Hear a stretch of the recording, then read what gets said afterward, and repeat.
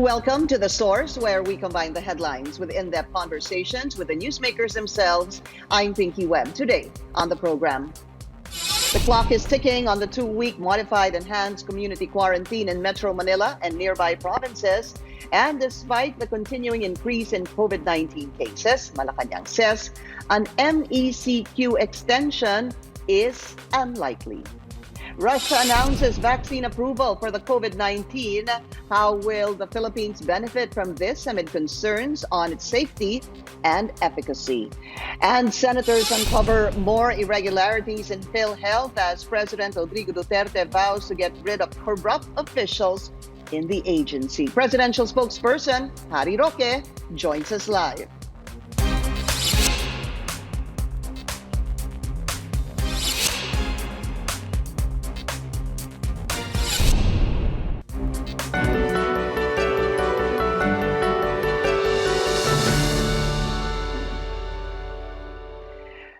Malacañang says that a longer period of modified enhanced community quarantine over Metro Manila and 4 provinces is highly unlikely. The government says it is struggling to find new sources of funds for poor families affected by the lockdown. As of Tuesday, the country registered over 139,000 coronavirus cases.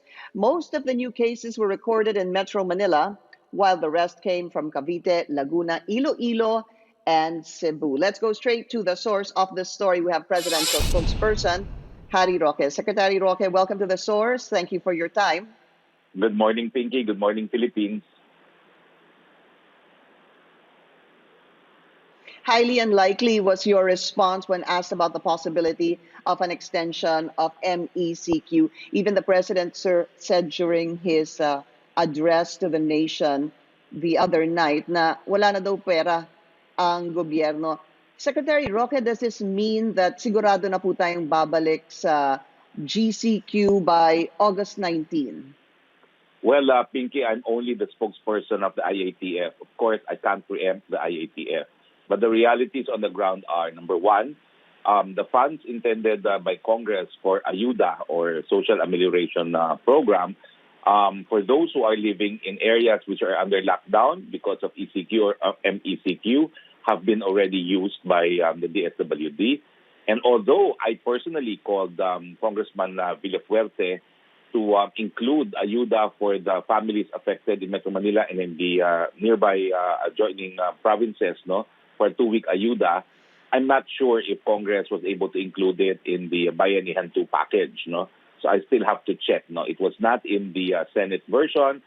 We tried to insert it in the House version, but I don't know if it is there, and I don't know if it will be approved by the BICAM. So we're not certain. If Congress, of course, provides for Ayuda for Metro Manila and these 4 provinces, then the situation may change. But as far as the president is concerned, we have used up already the Ayuda provided by Congress, and as you know, under a constitution, you can't spend public funds without a law appropriating for such money. So that means, Secretary, in the event that possibly, sir, makahanap ng pera or Congress adds additional funds for the Social Amelioration Program, that's one factor that could possibly allow President to reconsider the extension of this MECQ. That's one, but there's also number 2.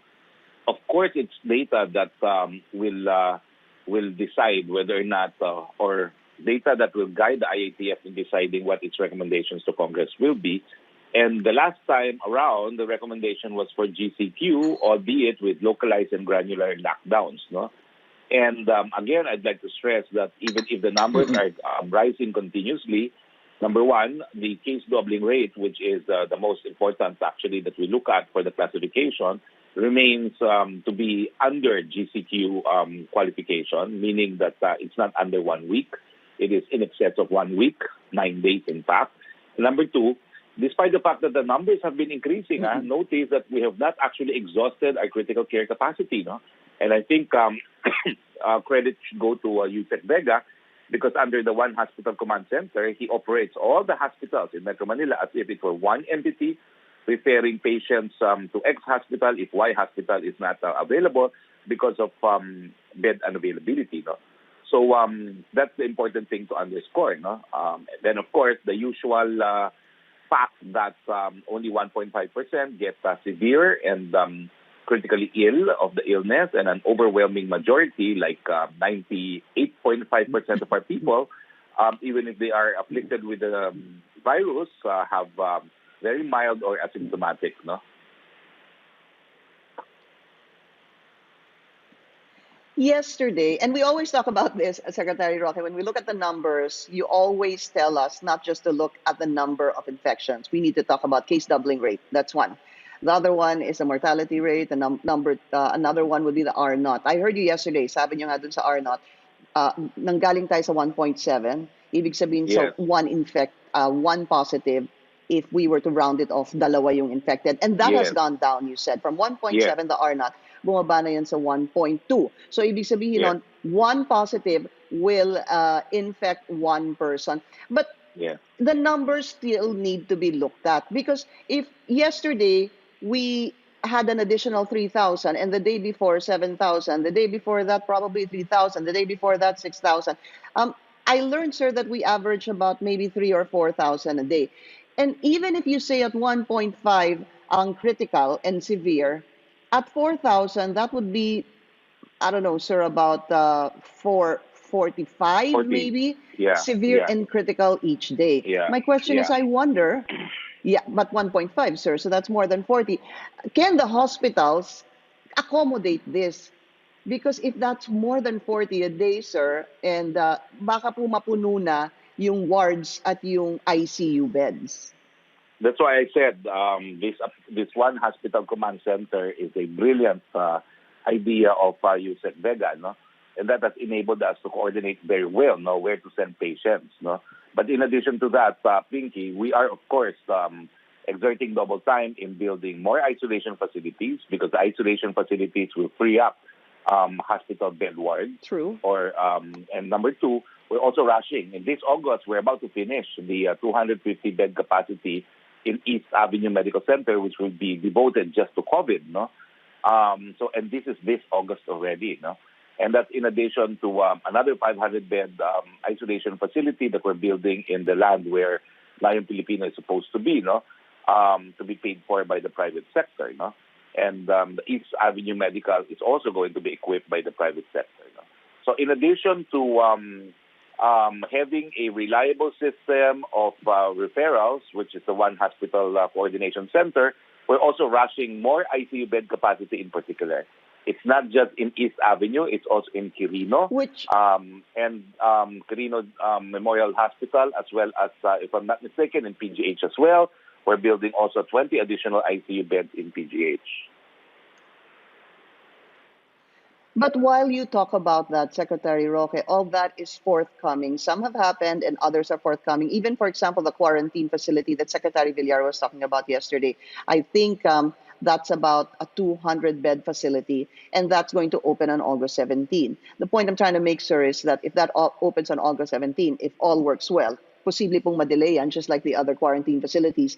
These are the factors we need, sir, habang patuloy na dumadami yung kaso natin on a daily basis. Well, that's correct, no? But the one hospital coordination center has all integrated the bed capacity and critical capacity of the adjoining provinces, no? So we're now not just looking at hospital capacity in Metro Manila, but also around Metro Manila, no? And what I'm saying is, considering that the next classification is good for 2 weeks, we have not reached actually our hospital or critical care capacity, and we could probably do away with further lockouts, given that we're only talking of 2 weeks. And in 2 weeks' time, the facility in East Avenue, which is 250, is about to open, no?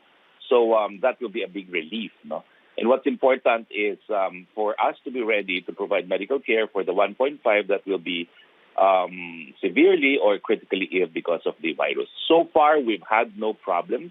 We've not had to put patients in public places. All the hospitals have been able to take in their patients. Sometimes there are lines in the ER, but they are still being accommodated. 140,000 cases as of Tuesday, 139, almost 140,000. And Senator Risa Ontiveros was reacting to the 7,000 cases a day before. She said this should serve rather as a wake-up call for government because daw hindi nako-contain ang pandemya at hindi din nako-contain yung pag-spread ng virus. What is your reaction to that, sir? Well, we do the best that we can. Number one, we recognize that there is continuing community transmission. And I'd like to point out that we've actually done a good job at containing it somehow, given that we have the highest population density in Southeast Asia. And I'm talking of Metro Manila in particular.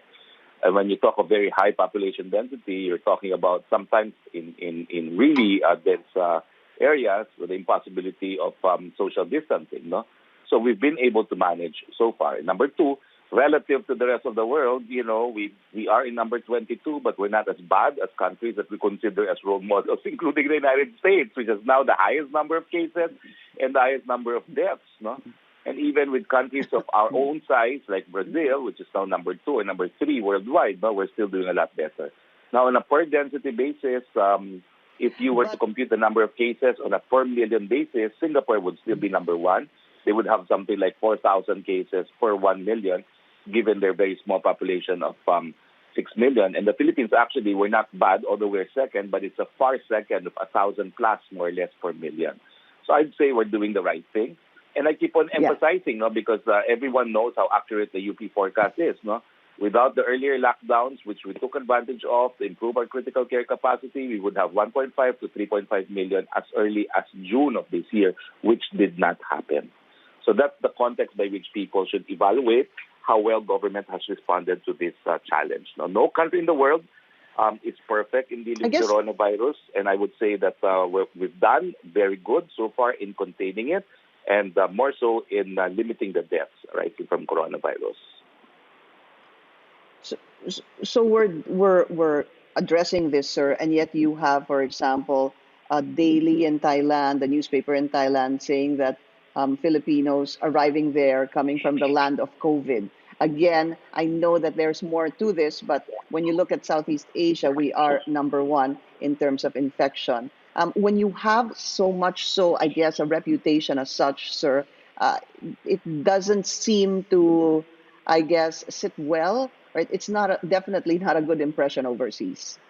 That's correct, and I can't deny it, but there's also no way we can control what our neighbors say. But do not forget that we are fierce competitors with Thailand when it comes to tourism. So I'm sure their statement that we are the land of COVID is also motivated by the fact that they're struggling to invite people to come visit Thailand again. And of course, they're worse off insofar as they have a bigger tourism industry than us. No? So that's the context by which we should listen to these comments coming from our ASEAN neighbors. We are the closest of friends, but we're also the closest competitors as far as economic interests are concerned because we're dealing with the exact same commodities, and in the case of Thailand, with tourism in particular. But what's important is people to know the overall context of how we're doing. We're still number 22, which is still not bad, given that we don't have the same resources available as the United States has. No? And we now have the highest testing being conducted in Southeast Asia. And although I'm not sure if we're the highest in Asia now, we have even exceeded the testing done in South Korea and in Japan. And I can't really underscore how important testing is because it's the only means by which we could detect those who are positive to enable us to trace as well as to isolate them. No? So given that in January we only had one molecular lab, I would say that after a couple of months, 5 months, the fact that we now have more than 101 and we're able to test almost in excess of 32,000 people a day now, is quite an accomplishment. We'll be taking a very short break. The Source, we'll be right back.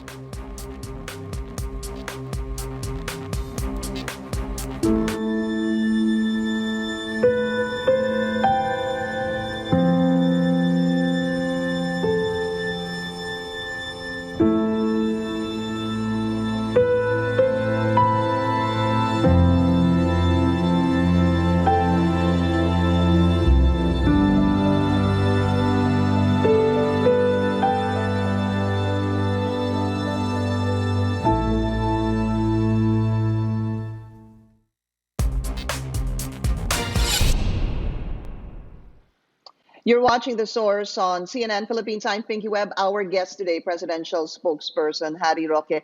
Russia already announcing that they developed and approved the first coronavirus vaccine that they call Sputnik 5. President Rodrigo Duterte said that President Vladimir Putin had offered a free vaccine rather, to the Philippines. But Secretary Roque, there are concerns on the safety and even efficacy of this virus.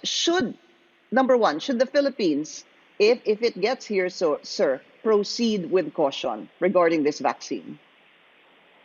Well, the good news is the Russians have declared that they have a vaccine. No? Whether or not we could actually use it will depend on compliance with our existing laws, no? Because we have a statute which penalizes the use of any drug without prior approval of the FDA.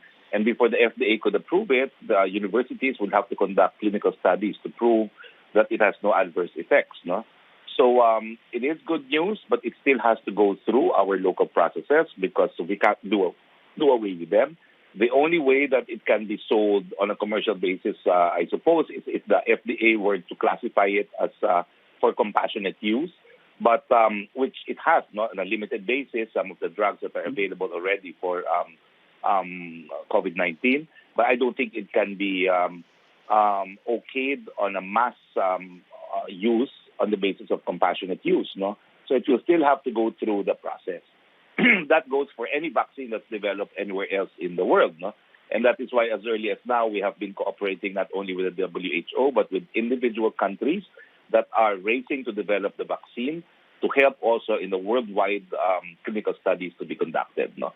But what I'm saying is the president was very appreciative. He was grateful. He underscored that one of the natures of the Visayan is yung konsepto ng utang na loob, debt of gratitude, and he already recognizes that he has a debt of gratitude because Russians considered us first, no, for their vaccine, whereas in the past, until he actually came up with an independent foreign policy, if Russia had developed this and we did not have the same kind of ties that we do now with Russia, they would not have offered it to us.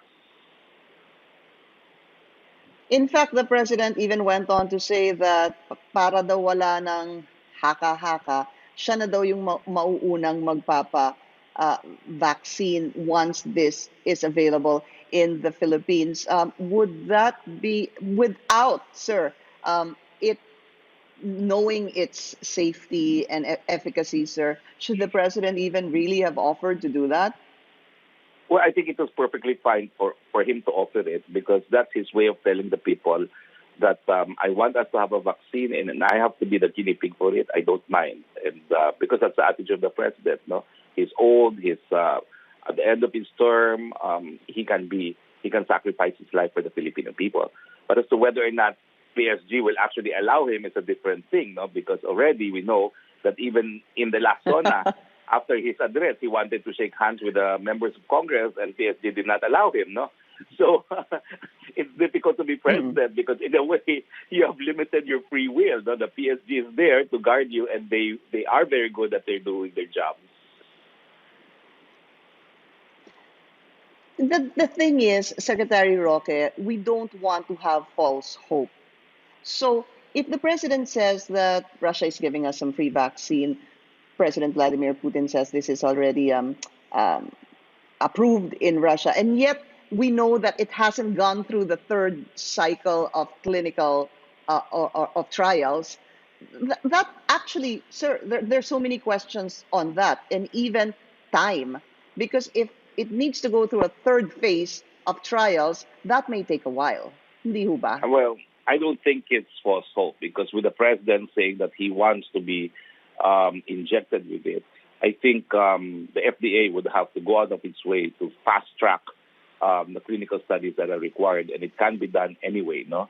So, the words of the president constitute some actionable policies, and it's a signal also to our local FDA to do everything and anything it can to make sure that it can be administered to the president safely. Pero do you personally, kayo ho ba, do you have also doubts or suspicions on this? Because it was supposed to have been approved in record time. It was done in less than, I think, 2 months of human testing? I don't know because I'm not a doctor, I'm not a scientist. But when the president said that he will do it, I felt like raising my hand and I'll go second. Because it's the only way, actually, that we could find closure to this problem of COVID-19, having a vaccine. But let's allow the FDA to do its job because, after all, that's why the lawmakers established the FDA. Well, has then there been an official request, would you know, from the Philippines regarding this vaccine? We have officially thanked the Russians for their offer, and the president signed the letter of gratitude publicly on TV. It has been sent to President Vladimir Putin. I don't know if it has been actually received by him, but as you know, the president has become close personal friends, not only with our more immediate neighbor, China, but also with Russia, as well as the leader of the United States, President Trump. No? So this independent foreign policy being pursued by the president has also given rise to have very close friendships between the president and world leaders. Just to clarify that, but you don't know if there has been an official request made? What request for what? That the president be vaccinated? For the vaccine, sir. Well, we welcome it, of course. To request. Request for what? Go ahead. Well, the letter itself, we published it, no? So it was an expression of appreciation, and then, of course, that we accept the offer of the Russian government. Now, having said that, there's still an issue of whether or not it's actually going to be free. The president understands it will be for free, but we're clarifying if in fact it will be for free. So let's also wait for that clarification. Ang rinig ko, sabi ni Pangulo nung isang gabi, sir, libre. But anyway, we'll be taking a short break. Yeah. We'll be right back.